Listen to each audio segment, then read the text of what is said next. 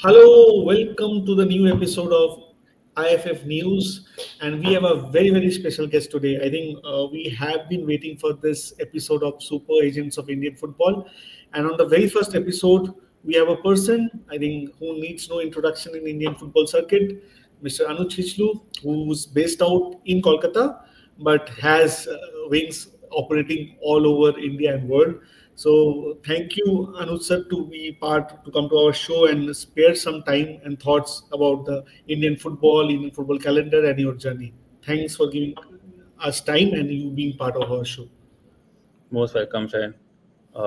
Again, starting off, it's not actually a super agent. The whole lot of agents who are, I think, quite equal. So hopefully on your show, you'll progress to quite a few of us while you go Yes, through. Yeah. sure. So, Anuj sir, actually, before we start off this discussion about the Indian football and how the agency work, I Yeah. think firstly I would like to ask from you how things work and how you started your journey, your professional background, your personal background, how you started off everything from where you have started. I am knowing few of your stories, but I think normally in generally public wants to know from your mouth what But is your journey in I'll Indian start off football. very early on. So basically, I'm from Kolkata. So I went to St. James Schools and Xavier's College. I actually Mm. worked in a sports company called High Life Management while I was still in college for a couple of years. So we did sports events and sports sponsorship. That was back in 2007, 8, 8, 9. Um, After that, I did a master's in sport management at Loughborough in the UK. I think when I went for that course, myself and another guy from India, we were one of the first two to start to study on the new course, which was the MSc. Post that, I'd already have a bit of a friendship with Baichung Bhutia from the past, with my previous work in the previous company. So he was in at that time. I think we're more or less establishing the Football Players Association. So he had met me a couple of times during my holidays and said, if you are thinking of coming back to India, why don't you head this? Because there was no professionally qualified person to actually run that. So that's how I actually got into the FPI in 2010. I did that for about 2.5 years. I think while doing that, my main work was just trying to establish a standard contract and an NDRC with the AIFF at that time. I think it was progressing quite well. Uh, Thereafter, the ISL was on the horizon. It was actually on the horizon from 2010, you could say, from ever since I'm here for the rights in 2009. But around about 2013 is actually the players who approached me and said that they were looking for representation. So there were about 5 or 6 national team players who said, since I'm doing this with the FPI, why don't you personally represent us? Because they don't understand the integrities of standard contracts, new leagues coming up. There's a proper league called the ISL, there's a proper league called the I League. They don't know the difference between both, which is actually going to be India's number one league. So I actually left the FPI at that time and back in 2012, December, I think. And early in 2013, I established my own company. Uh, the main goal was at the starting of the ISL to be early into the market for us, as well as there was a bit of debate that time about whether they're going to have a draft system, open signings, whether I League players would be part of it. So we are part of all those discussions. We were actually one of the first agents to get into the market with IMGR and recruit players for the draft itself, not just for clubs, which was back in 2013 for the 2014 ISL season. So that's how we started. And then in through then from 2014 to 2025, it's been about 11, 12 years now working in the agency world. In 2019, actually, our company was rebranded, reformed, and we're now part of the Best of You group. So I don't work as an individual anymore. The actually agents who work under us. So I look after the group as a CEO, but uh, Best of You group is headed out of Madrid. So they have quite a few high profile clients, and I look after the India and Southeast Asia offices. Yes. Actually, I think many of the people who don't know, I think Jamie McLaren, I think the last year, the biggest signing of Indian football, I think you get him to the Indian football, right? If I am not mistaken, right? Yes. So Jimmy was someone we were tracking for at least 2 years before that. So what people would understand, it's very easy to see a flash on the news and say that Jimmy McLaren has joined Mohan Bagan Super Giant, but we were working on that deal for 2 years before that. We were obviously waiting for the right time when he was a free player. He had the potential to come. Sometimes, like strikers are the toughest players to sign because normally, if you're scoring goals, you're going to be signed under contract, and to move as under on contract for striker is not easy. Even though a striker might want to move, the clubs normally have a huge transfer fee on their head. So we have to wait for the right time. I think we're tracking that move at least 2 years before, and we started probably confirming things 6 months before he even signed a contract. So yeah, it was quite a big move for us as well because of the long-term contract, and to get the elite top scorer to come to India is not easy. It's a difficult task being an all-time top scorer. But to leave Australia, come to India I think it was good tracking by us and by Mohan Bagan, and I think it's a good job by them to get him on board. Surely, surely, surely. I think I would go to the next question to you. I think in when you started this journey, I just wanted to know. Actually, I tend to have this interest in this. So when you how do you scout players? Means if you scout means and identify talented players, how do you identify them? And what is the process? And what you look for you from your potential client? I just want to understand that. If you want. So I'd say like India is still evolving. So over here we do like a combined job as a scout and an agent recommending players. But actually, the very different departments. If you go to Europe, there's scouts separately, the agents separately. So agents normally work with scouts to recommend the right players, and agents are those who like look after the commercial interests, speak to the family, get the right move for them. Scouts are people actually watching matches and tracking talent. So what we do is because scouting is not yet evolved that much in India, we go by recommendations. So we have obviously represented players from 2013 onwards. A lot of them who are now assistant coaches, junior coaches. They're the people we speak to as our first point of contact. So if you heard about a talent who's 16, 17 doing well, we speak to a person either who's coaching them or who's connected to a coach who knows them. That's the first point of contact. Then obviously the state they're from, if they're from Manipur or Mizoram or Goa or Kerala, we'll speak to our contacts in those places to do a bit of reference check on the family, his background. And after that, obviously, we see how he progresses as a player. So it's also a hit and miss. It's not that every person who's scouted is going to be a top talent. Every top talent is now not going to be a super player in 5 years' time. So the rate of like failure or success would depend completely on your scouting. But again, it's challenging. But we use our references and we use recommendations. We don't have a system as yet where we have like full-time scouts who can just go and track matches as yet.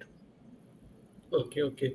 And I think another thing I just want to just understand. So, what are the process you follow when you negotiate contracts for your clients?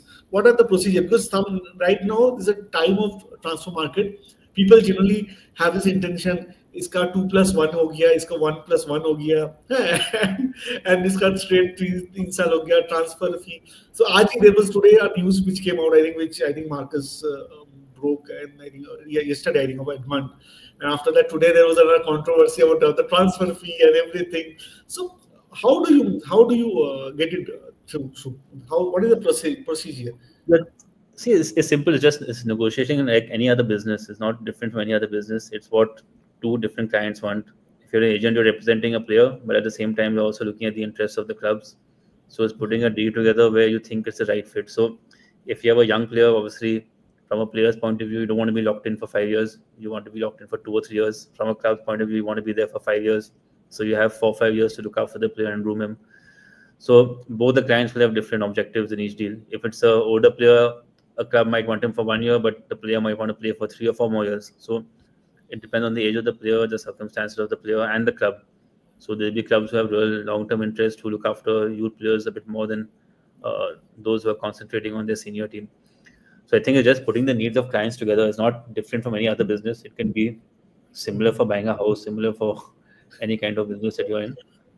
But at the same time, there's a lot of speculation nowadays because, like back when we started in 2013, was less use of social media. Now everything's out in a few seconds on Instagram and Facebook. So sometimes what you see is not what's true. There's a lot of information out there, but yeah, there's a lot of work that goes behind the scenes. And sometimes these just take much longer than they actually. Like you might have been working on it for 2 or 3 months. It might come in the news for one day, and everyone thinks the next day something's going to happen. It doesn't happen like that normally. Yeah. So one thing I think you made it very very clear. I think that's a key takeaway. I think whatever said and done, until the final signature is done, no nothing is final, right? In this kind of deals and everything, final Yeah, negotiation runs. I think that's common around the world when they say that you very often hear the slogan that this is football, this is what it is. So it's not only in football, I'd say even in cricket or any other sport, and even other businesses. Until the deal is signed, is not done and dusted. So there could be a last minute change to anything. Sure, sure, sure. So Dada, one question I generally have: what are the biggest challenges you face as in running an agency? What are the biggest challenges you face in India, especially? Biggest challenge Big, currently. there are a lot of challenges. I think people won't understand how many. There are like a lot of challenges being an agent, especially in India. Firstly, it's an evolving market. It's not a very big market for agents, unlike what people think. If you're in like our company, for example, if you're in Spain and England, we do 4 or 5 days in a year, and it's a sustainable business. In India, to have an office running, we have like 8 people, 9 people who work for us in office. To have a sustainable office, you need to be doing 30, 40 kind of transfers in a year, in a season at least. So it's not that is a challenge. There's a business challenge to it. There's a financial challenge to it. Then it's just dealing with the client. Sometimes expectations of clubs might be too much. They might expect kind of profiles, especially with foreign players coming in. The expectations sometimes early in the winter are very high. But there are challenges about being in India is still very much looked upon as a cricket country. So if you go out there in the market, we have 9 offices around the world. If you go to 7 of our offices, other than the two in Asia, and you go and say there's a deal for you in India, they think it's it's the cricket playing country. Why am I going there? That's the first thought, to be honest. So even a Indonesia, Malaysia, though they'll be similar ranking to India, it's just that football is the number one sport and they're known a bit for their football. So it's an easier thing to do. I think in India, because cricket is so big, the first impression is cricket. So dealing with foreign players is not easy. Um, it's quite challenging to get them into the Indian market. But obviously, you've seen once they come in, they enjoy it. It's a friendly country. It's a good country, a lot of hospitality. So I don't think any foreigners come to India and regret it. But the first move, if you haven't traveled to India before, it's very challenging for foreign players. Also, the ecosystem around, especially for foreigners, for education, their children, in every city is not the same. Sometimes the smaller cities which might not have international schools, a lot of players who are in their 30s will have young families, will have 3, 4, 5 year old kids. So it becomes challenging to keep them here for the whole year. So those are kind of personal challenges you do face. And then there'll obviously be challenges with young players. Sometimes expectations of a 18, 19, 20-year-old may be too much in terms of they won't know how to balance the career and the financial expectation because you start playing and you may be the best under 20 player in the country. But at 24, 25, you need to be making the right decisions to be playing regular to have a career that's going to last you 15 years. It's otherwise it's going to be a 3, 4 year career. So I think dealing with personalities, some of them are very easy to deal with, some are a bit more challenging, but that's the biggest challenge for us. Yeah. That is, I think, which is very constant everywhere. Actually, it's very mix of people staying, and there is this problem happening. So I think Shomodri has a question for you. I think yes, directly I take a question from the live also. Why Yeah. Indian players' value has been so inflated compared to their actual capability? We know their performance on for the national team, and none of them Yeah. will be going to Southeast Asia. Means one thing, Anuj sir, I want to ask you. Firstly, you said your very good friend Baichung Bhutia, and I think my childhood hero, when he started his journey, he was so desperate to go outside. He was having a great Yeah. journey in Kolkata. Then he went to English second division. He played for Bari. Then he again came back. Went Yeah. to Malaysia. He played in Malaysian league. I think there's a great story of Malaysia. Once I visited there, I think I was I got help because I represented Baichung Bhutia. Because one of this was a story which I will say later. But that was a dream for any Indian footballer who's to go outside and play. Then after that we see Gurpreet also went outside. He played in first Indian player to play in the Europa League. Then Yeah. after that ISIL happened, things changed. Players stopped going outside. And if you see Indian players on the pitch in international games in last 5 years, if you see their performance has gone down. Yeah. I think after 2019 Asian Cup, if you see the last 6 years, Indian national, and I think this is a very valid question. Do you think this inflated price is somehow is not going with the ecosystem of the Indian football? Yeah, so I think I'll go directly into that question with Samadhi. It's a good question. In terms of the actual capability versus the prices, it's not unique to India. I think it's just the way the market is. It's your demand and supply, like economics. If your supply of top players is limited, obviously the demands on the players are going to be higher. And if the clubs are ready to pay that price for the players, it's where the market picks up. So as long as you have a very small pool of players who are at a very high level, if it's 30 or 40 players, those 30, 40 players will demand a high price. If you have a pool of 400, 500 players, it'll get stabilized. If you have 1,000 players, it's easier to stabilize the market. So I think that's a very simple demand and supply. As our grassroots are not yet up to the mark internationally, we can't try to keep it as a sustainable market so easily. So that's the first part. The second part is not going to, some of them don't go to Southeast Asia. So Southeast Asia is not a market that would sign Indian players easily. They have limitations as well. Some leagues have 4 players, some leagues have 6 players, and when you have limited foreign spots, you're going to use that on like top European, South American, African players. So it's not just you competing against a Southeast Asian player; you're competing against a second level or a European or a second level Brazilian player who is definitely going to be at a national team level of India, or maybe above that also. So not easy. Salaries in Southeast Asia are quite high. I think it will actually be easier for Indians to start off at a slightly lower level in Europe than Southeast Asia. So if you go into a third level, fourth level in Europe, that's where Indian players could play. But then those salaries are so low compared to India right now that some players, once you cross 22, 23, you don't want to make that move. So if you cross 23 and your salary is going to be one-fourth of India, you're not going to make that move. Again, I would encourage it if I think like 18, 19, 20 years, those are the age groups that need to move abroad, because at that age, you should make that sacrifice, play a few years abroad, because obviously the salaries are lower to start with because they'll have a pool of 1,000 players versus the pool of 40 or 50 players at the same level in India. But if you do make it over there, the salaries in internationally are going to be much higher than India. There's no comparison with Indian salaries and top European salaries. So if you can take that challenge, you can push yourself to that level and you're 17, 18, I think it's worth it. I mean, why go through your whole life without taking that challenge? Right. Obviously, yeah, this is, and again, which goes through actually. But one thing I think that I think one question people are asking. I think I for last 2 years. Right now we are in 14th of May 2025, and remember. I think your smile says everything. 2 years back, right now, Kolkata went mad. There was one coach, ISL winning coach, who was supposed to join a club of Kolkata, East Bengal. He suddenly went out of the race and he joined Odisha FC. Many East Bengal fans went angry that news were wrong, why their emotions were made full of. Today, I want to ask you this story. Actually, many of the fans don't know, and I think this is the right platform and right time to ask you, because many 2 years have been passed off. I think many things have gone slowed down also. So, can you share some insight about that story, Sergio That's quite a Lopez? simple story, because that happens with a lot of players and coaches where you're close to one deal and you take another.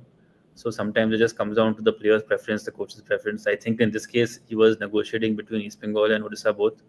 I think he was probably, in my opinion, closer to joining East Bengal. And that's the discussion we had. And unfortunately, I'd say the news came out, which it shouldn't have, before a deal was signed. And I think he had a few second thoughts about that. And at the last minute, because Odisha was also there, they were a very stable club, made a very good offer to him. So he decided to take that Odisha offer between these two offers. It was simple as that. It's just that the news came out at one side, it didn't come out the other side. So it seemed like this person's gone from one club to the other, but it was I think it was just a negotiation between two clubs at that point of time. So I think it's quite simple as that. It's just sometimes you make a story out of something, but it's simple as that. Yeah. But do you think this is an interesting point you have touched upon? I think, do you think this leakage of information before anything is finalized, does it really impact the signing or the move forward of the? No, I don't think it impacts the signing that much, but sometimes if a signing is not 100% confirmed and one side thinks it is, and it goes out, and then he doesn't choose that decision, people start playing a blame game that is this person's fault or this person didn't want to make that move. But sometimes it's just it comes down to a player coach who might have had two options and he chose one over the other. So it comes down to that. So I don't think it works in that way. It won't change a decision, but the other people involved around the decision sometimes will get affected. Okay. It is somewhat, it happens. Actually, suddenly it happened. Suddenly Odisha came into the race, and after eventually he moved to Odisha, and still now he's coaching that side. So another question, another complaint people have. I think complaint. I would rather put it as complaint or a sort of demand from you. Not complaint. I think a demand would be the perfect word to describe it. That you always provide the star foreigners for Mohun Bagan Supergiant, which was previously ATK, right now Mohun Bagan Supergiant.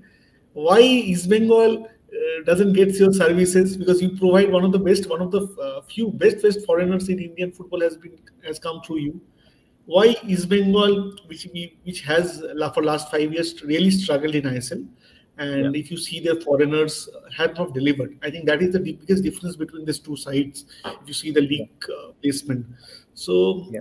this is a complaint. I don't say complaint. It's a demand from many East Bengal fans. Why don't you provide some quality players for East Bengal? No, we've been dealing with East Bengal for years now. So even if you go all the way back to when Randy Martins played, and then there was Leo Bertos. We worked on those deals. I think during COVID in the first year, we actually helped with the coach Robbie Fowler. There was Bright, who had done really well, exceptional skill player. So we've had some success. We've had some failures. I think with East Bengal, uh, like with foreign players, I think generally as a company we have done well to bring good quality foreigners to India. Most of them have stayed back a number of years, but I think East Bengal also had a few years in between with change of ownership. There was a bit of instability. So when that's there, it's a little bit difficult to convince a high level foreigner to make a move when they look at the table and they see okay, Mohan Bagan is coming first or second or third, and East Bengal has just moved into the ISL for that at that time. Now they've obviously established themselves. It's I think it's just how the player wants to look at the move. Sometimes we want to make a move happen, but it might not happen. So I think this year is a year that East Bengal can really build a strong team because they've become a bit more stable over the last couple of years. They've gotten a few good Indian players. Now it's a matter of just getting, like you said, if they get those few good foreign players, I think they'll have a good squad to compete. Uh, so yeah, we are working with them, and hopefully we'll get a few good foreigners for them as well. Uh, I wouldn't compare Ismail and Mohan Bagan. I think the foreigner that Mohan Bagan has got from us have been better in Mohan Bagan than any other club in India. It's just that because their budgets obviously have been more exceptional than someone else. So we've got better players to Mohan Bagan than it's been for, I think, Kerala or Bangalore or Chennai, anyone. So it's not just East Bengal one comparison. But hopefully East Bengal will catch up. I think I'm hoping they do. It's very important to have that rivalry in Calcutta and very important for East Bengal to do well because Indian football really survives on that derby and that rivalry. Yeah. Correct. So this year is what we have heard that Imami and the club management has decided to increase the budget. I think the news came out day before yesterday in Kolkata Daily is what I've seen, and they are really hunting good players in the market. Already they have made few signings right now, and there are a few more players in verge of joining them. So this year, do you think can you help them with some foreigners? Any Hopefully, clue, any hint yeah. for us? We are working on it, so hopefully we can get at least one or two foreigners in. If they're a high level, then it'll be good for us. So hopefully we can get in some good foreigners for East Bengal this year. Yeah. Sure.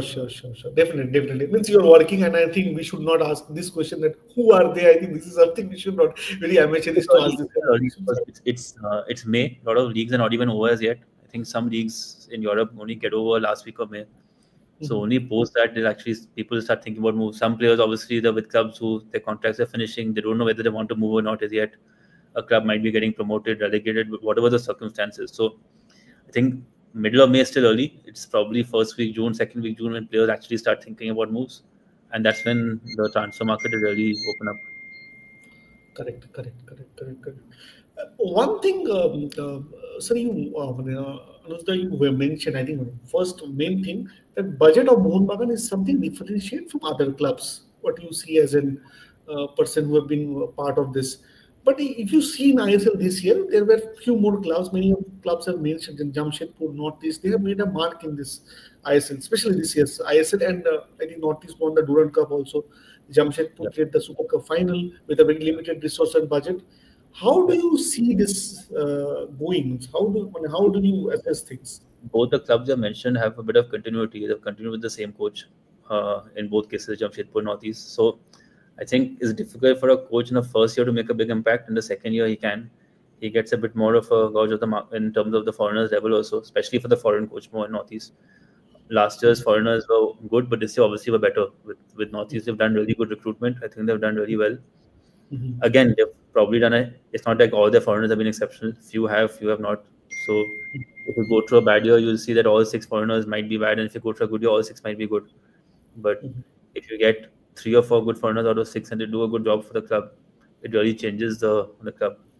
Also, at the same time, I'd say In Mohun Bagan, obviously they play under much more pressure. In Mohun Bagan and East Bengal both. So these are clubs that you play under bigger audience. There's more pressure. There's more fanfare around it. So the same player playing for East Bengal and playing for Northeast United might not perform the same. It might be a difference in the performance. So there is pressure added to it as well. Sure, sure. I think one thing I want to ask you now. I think we are in middle of this discussion. I think one question. I think I've written down this question. I want to ask you: any of your success story or notable deals you have broke in your career? If you want to share one story, I think people really want to hear it. I think any of notable deals in Indian So football. our company actually is based out of Madrid. So I work with them on a lot of deals now. I'm part of a lot of Mhm. deals that move across the world, not just India. So our Mhm. market is beyond India. Like Yes, I think a lot of agents work as individuals in India, or with companies we work as part of a group. So I'm actually sure. part of a group which is much bigger Correct. than what a company exists in India. That's correct. But at the same time, I think within Indian players, there've been some moves that like we've been happy to facilitate because there are also challenges that we like to take for ourselves and we like to. So, for example, I think Shobhrota Paul back in time, we went to Vestjylland in Denmark. That was a move that we were quite happy with. Played 6 months over there. Sandesh Murray moved to Croatia. Uh, Mhm. he was unfortunate with the injury out there, but again, it was to join a top level club in Croatia is not something which is normal for an Indian player. It Yes, was a big yes. challenge.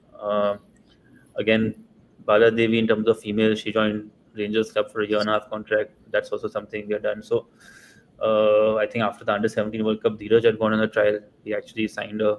I mean, he was supposed to sign a contract with Motherwell in the UK, but it's just the Mhm. work permit rules were kind of out of favor that time.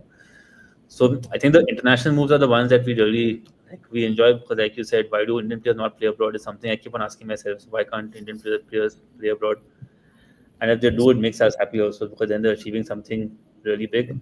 So I think those are the biggest moves for us. Not just moving within India for a huge money deal, but something which is challenging and Sure. it really brings awareness of our football outside India. Correct, correct, correct, correct. I think one of our subscriber have a question for you, Shomrat Pramanik. He says, therefore, I have a question for him: is football business in Indian football is profitable or not? In Indian, it's not or not. That's very simple. Is not. If you're there for profit, then football is the wrong place to be. I think you should be in cricket or another sport. Football is not profitable for anyone. I'd say even for agents, there are a lot of expenses for clubs. They're always running at a Correct. small loss. So it's very difficult to break even. And I don't think that's unique in India. If you go around the world, football is not something that you're there for making profit. You're obviously making a lot of revenues, but if you don't put that revenue back into the sport, into your grassroots, into your infrastructure, into your youth system, into your scouting, if you're just going to make profit and take it out of the game, it's not something the fans want to see in any club. Correct. I think sports in the US is a bit unique. US is highly profitable because of the franchise leagues. But other than that, if you go around most places in Europe, you see football hardly runs at a profit. It's a very small bunch of clubs right at the top who make a profit. Everything else is just about trying to make it sustainable. So Indian football definitely not. In fact, you'd like to like hats off to all those investors who put in so much of money and lose so much of money. Not now only in So, ISL, even when it was I League and the National Football League, there've been clubs who have put in money over a generation and just lost money just supporting Indian football. So it's not profitable now. yeah, last month when I was in Bhubaneswar covering Super Cup, I met one of the football director, technical director of Kerala Blasters, Mr. Carlesis, and we were discussing a lot of things about profitability, and he said one thing that the buying, selling, and emotion quotient factor needs to be worked on because the Kerala Blasters of late made some very good movements. If you see, they were able to earn some money from their transfers. And I think he said that this is the things a club should look into. But I think fans had a different opinion on it. They said that we need players. We profitability तो आ जाएगा, पहले तो जीतना चाहिए, पहले तो जीतो, बाद में प्रॉफिटेबल होगा कि नहीं बाद में देखा जाएगा. Yeah, I think more than profit, you can say the value of your club keeps increasing if you do well. So that's important. But profitable on a year-to-year basis is almost impossible right now. To break even is the biggest challenge, right? To make it sustainable, to break even is a big challenge, which was hopefully going to achieve in a few years. Profitable is out of the question right now. Okay. Correct, correct, correct, correct. I think one question for you. I think what is your current perspective on the current state of Indian football, and how you see yourself contributing towards its development in next? in next time, No, next five football years? obviously. I think Yeah. Indian football always had challenges. It's always had challenges. India's a big country. There's lots of states. There's a lot of different opinions, different kind of the state associations, national federations. Each one has some states football is stronger. Some have more sponsorship. Some have less. So football, you can say like in this India is a sleeping giant which is not woken up. It's not woken up right now. Hopefully it will. But at the same time, I think football is a small market in India in terms of everyone knows everyone. I think everyone together can grow the game. If Mhm. people keep on arguing, debating, fighting over positions, over who's right, who's wrong, I don't think football will grow or benefit anyway. So we don't need controversies in Indian football. I think everyone needs to contribute to its growth. The more you can Correct. contribute to growth, the faster we can grow, and it just means everyone needs to work together. If there are 200-300 people working on top level football in the country, the more they contribute and the more they bring into the game, the better football will grow. Exchange of ideas, conferences, scouting, grassroots. These are the most important things for India right now. Correct. Correct. Correct. I think one add-on question by Shomrat, he says, as an agent, can you pursue this profession as a primary, or only one you should pursue something along with it in India right now? He wants to understand that. It, it depends. If you're, I mean, like if you're negotiating contracts for 2 or 3 players in a year, you can do that as along with some other business as well. To be honest, and that's what people have done around the world. So even if you go to England, not only India, there are about 3,000 agents in England, but there'll be 150, 200, 250 of them who are full-time agents who run companies, and the rest will be those who might help 1 or 2 players. They might have a friend who's a player who they want to represent. So if you want to represent 1 or 2 players, and or you have a friend or you have a family member who's a player, then you can actually look at doing this as a part-time basis. But if you want to run a company, provide services, look at sponsorships, look at taxes, look at the whole like kind of career management, then it has to be a full-time profession. Like for me, it's more than full-time. I think I spend 18, 19 hours a day on this. We have 8, 9 people who work under us, and I still think I don't have enough time. So it depends on what you're doing actually. Yeah. Correctly. One thing I this year I want to ask you. I think many of the subscribers are asking these questions on a daily basis. That this year Mohun Bagan has already made their foreigners quite stable. Their team is quite stable, and I think one of your player who was about to go to different club, he has extended his contract. Right, Tom has already extended his contract with Mohun Bagan, Yes, he and did. yes, he has just extended his contract. And people are asking who will be the replacement for Greg Stewart, because once any Mohun Bagan player goes, everybody asks. I think Anuj sir can only answer this: which player is coming and This only the club can offer me. I mean, like, if Greg decides not to stay, I think this. I'm not sure whether he's going to stay or not. If he decides not to stay at the club, or the club decides that it won't continue, then they'll look at other options. As of now, I think uh, there's nothing on the horizon. So I don't see anyone else coming in. Like Greg is a quality player, and it's not easy to replace him. So I don't know if he wants to stay or not. If he doesn't, then you can look at that somewhere down the line in June. I think it's still early for that. Yeah. I would like to ask you this question. I think for last 2 months, I think this has gone around social media. Right now, social media is very active, and people ask link up players with a different club. I think one player who is really linked up with Mohun Bagan this year, I was Jackson Irvine. And do you think that happening in near future, or you think it's just a fake rumor which was And I floated? think Jackson Malone is playing in the Bundesliga from what I know. It's going to be a Yes. very difficult move. I mean, to leave that level and come to India is going to be a very difficult move. But I'm sure if it happens, I'll be more than happy. Be very happy that that level of players coming to India. Want to see more players of that level come in. But it's going to be a challenging one, I think. Not going to be easy at all. Correctly. Many people are asking that currently you represent the Indian national team coach also.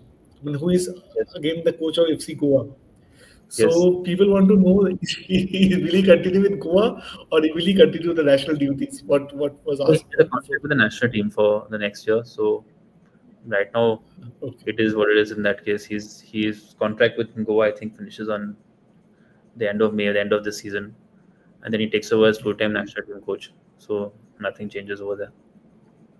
No changes. Means there was a rumor going out that he may continue as a coach of FC Goa. There was a rumor which was circulated in various portals and everywhere. So I think it's a good thing that you have clarified. I think people will come to Yeah, know. I think as of Indian. now, nothing like that. So again, if things progress, then we know. But as of now, he's a national team coach only. Okay, okay. So I think another one very important factor what we have discussed today. A lot of interesting stories you have shared about Indian football, East Bengal Mohun Bagan. Uh, I would like to ask you any player I think who was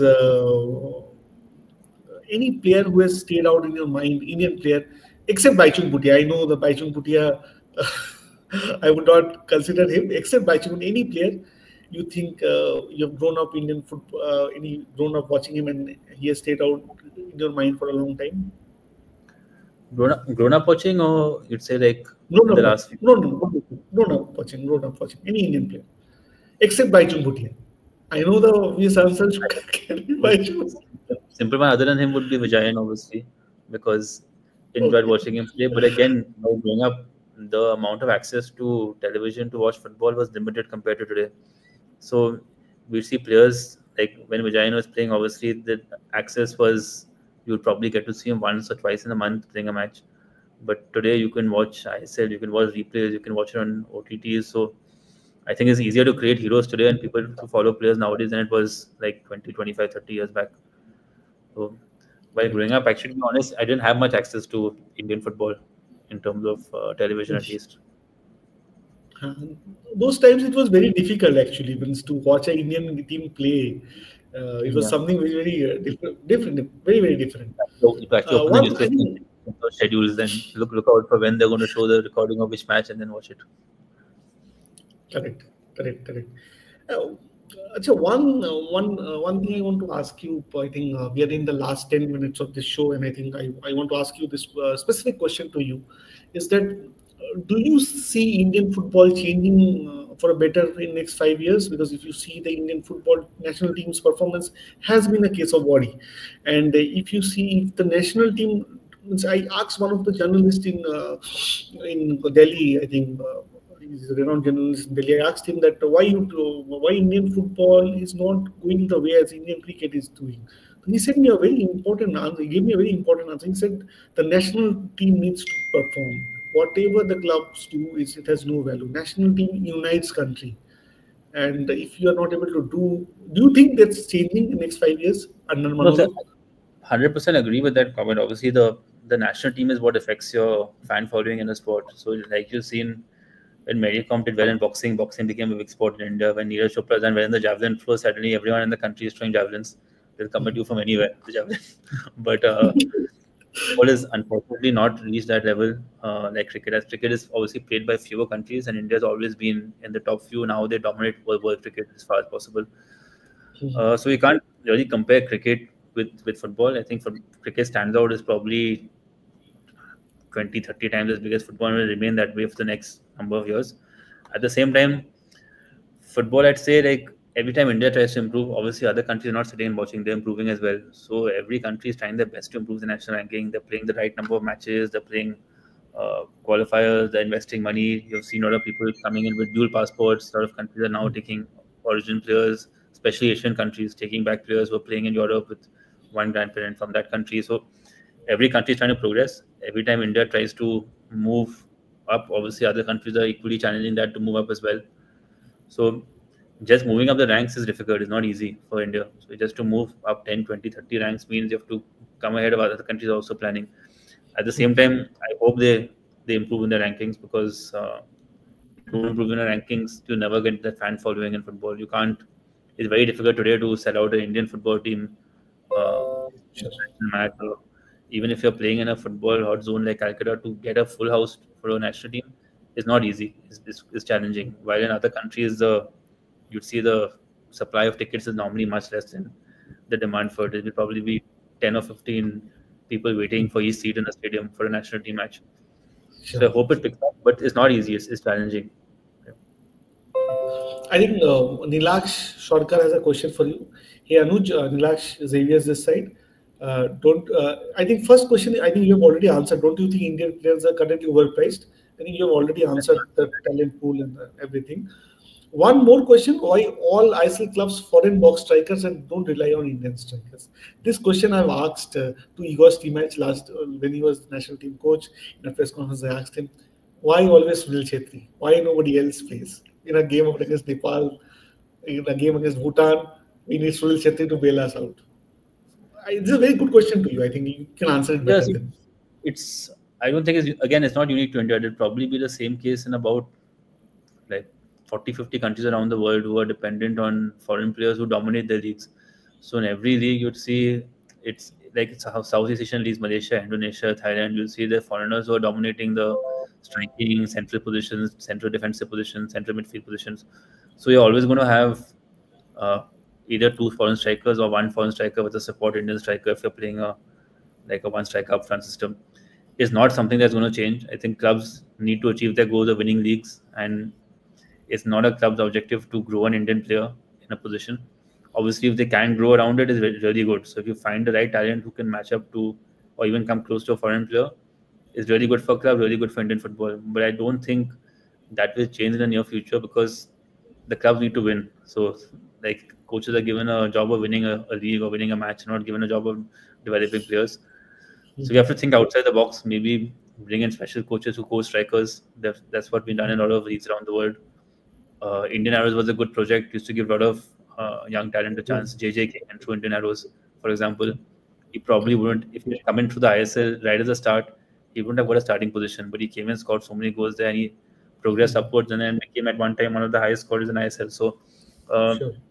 to think out of the box, get the right opportunity for Indian players. But the thing about hoping that a club will play an Indian striker is not realistic right now. I don't think it's realistic even to play two Indian defenders because foreign coaches are more secure with at least one foreign defender. It's not realistic for two Indian centre backs and two Indian strikers to play in the league. Correct. I think a few more questions have come up. I think the last two questions before we wrap up. I think one question I think has been shared by one of our regular viewers. I think he's from Goa.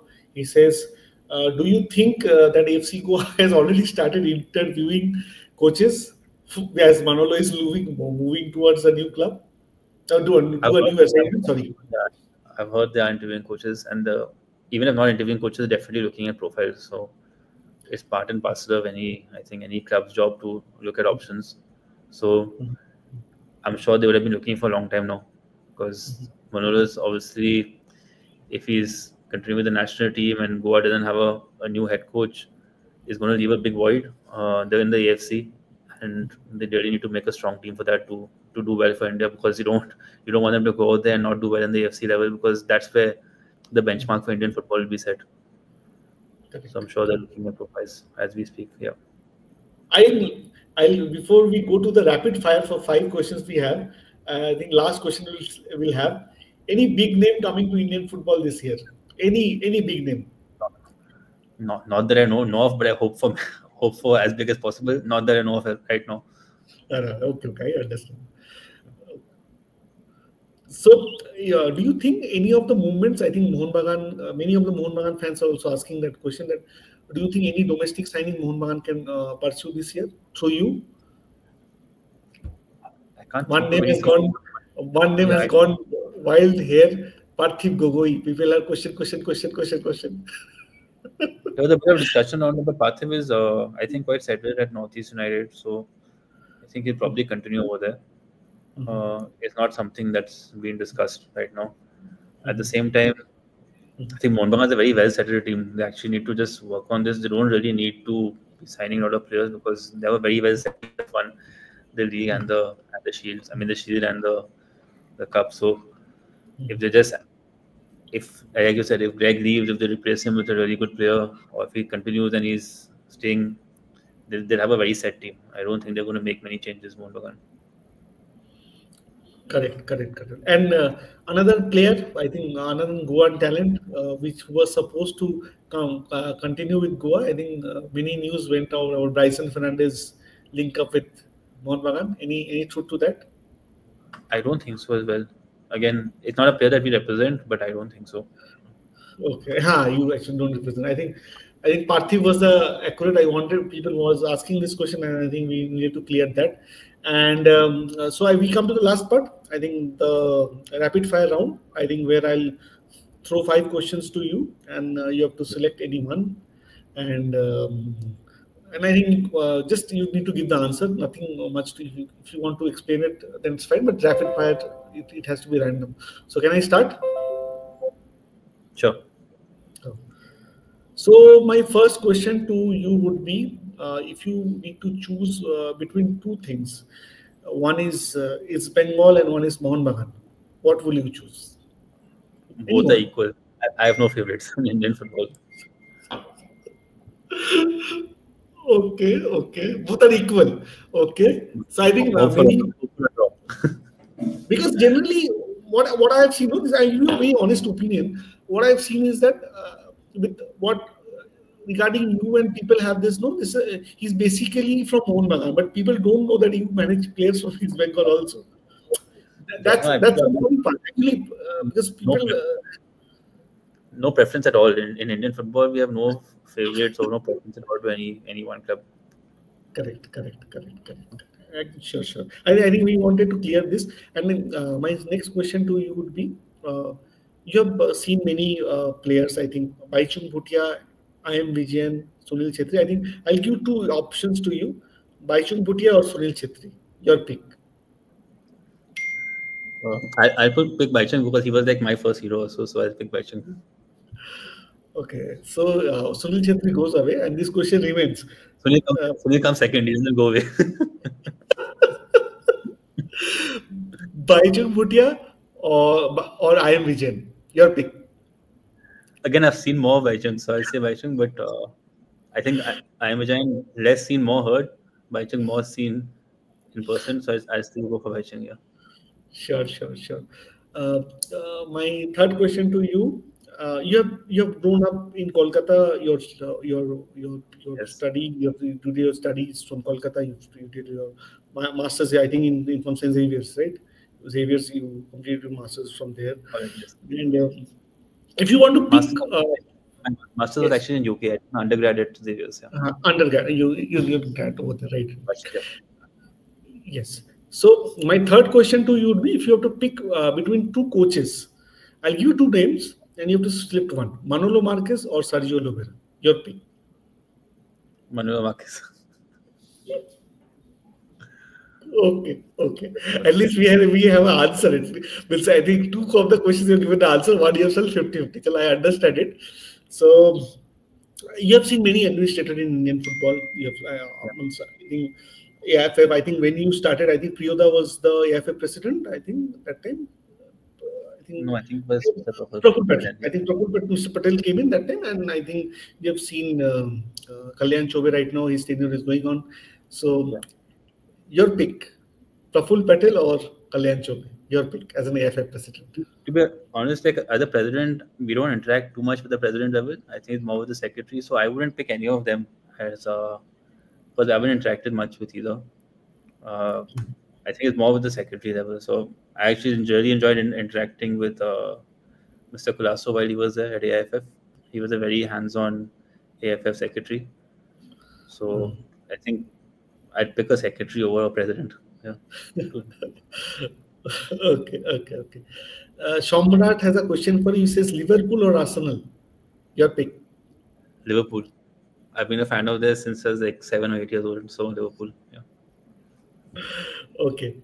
And in out of the questions you've heard, I think any Indian coach, I think two Indian coach, if I give you, and you have to select any one.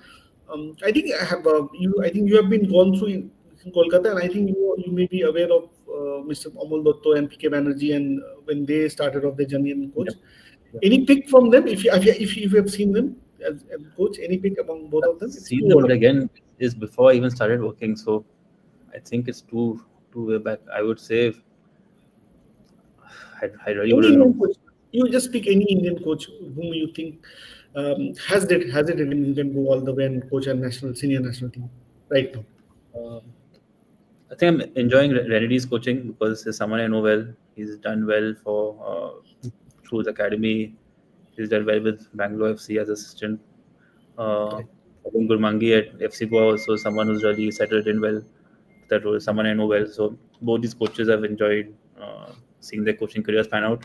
But going back more than 10, 15 years before I started working is not something really I know about coaching.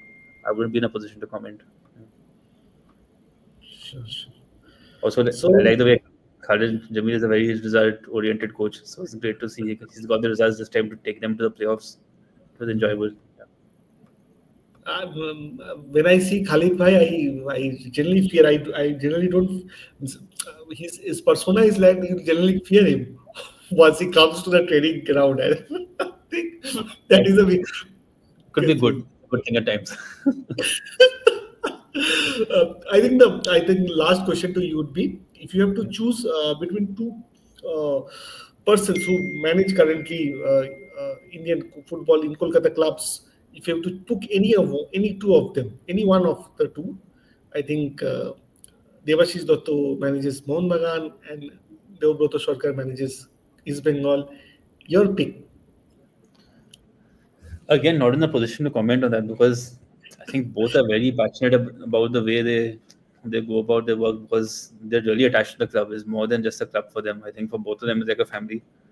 So I think managing the club is something I won't be able to comment on because I don't see it from the inside. I come as an outsider, I meet them, greet them, try to work with them. I think both have been good to work with, but again, I won't be able to pick one or the other. But I know both are equally passionate about their clubs, and they've done a great Yes. job for the clubs in terms of just being there and supporting them at the time of like at the lowest points. That's where you actually see the work going. Sure, sure.